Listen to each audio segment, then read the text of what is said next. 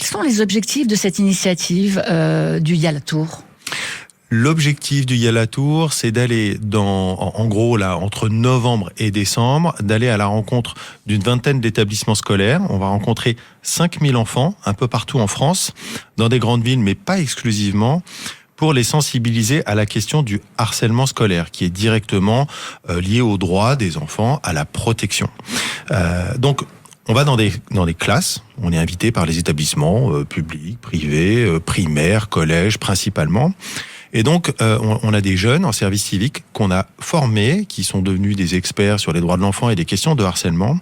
Et on va à la rencontre des élèves pour les aider à comprendre comment les situations de harcèlement et de cyberharcèlement peuvent arriver, créer du dialogue, parce que le principal problème pour les enfants qui sont victimes de harcèlement ou de cyberharcèlement, c'est l'isolement, c'est le silence. Donc l'objectif, c'est de créer du dialogue autour de ces sujets-là directement en classe avec les enfants. Avec des ateliers pédagogiques, c'est quoi les méthodes de l'association ? Comment ça se passe sur le terrain concrètement ? J'étais la semaine dernière à Boissy-Saint-Léger, dans une salle de classe. Alors, notre intervenante, qui est une jeune et qui parle à d'autres jeunes, et c'est ça qui fonctionne, ça crée de la confiance pour le dialogue.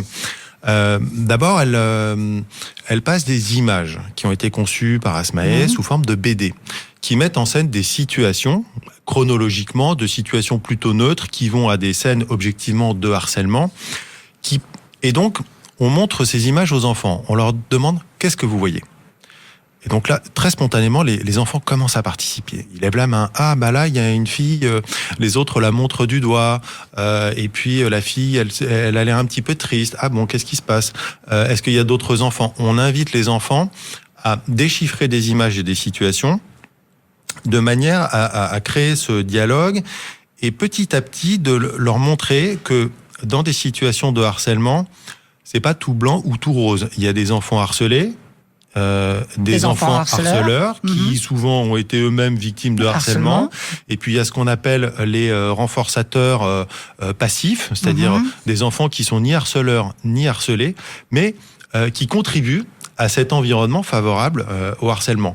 Par exemple, avec des sourires, par exemple en prenant une photo dans une situation délicate, etc. Donc petit à petit, on amène les enfants à se dire, et parfois à se reconnaître, dans la peau du harcelé, du harceleur, du témoin passif, et à prendre conscience du fait que, malgré eux, parfois, et sans le savoir, ils jouent un de ces rôles.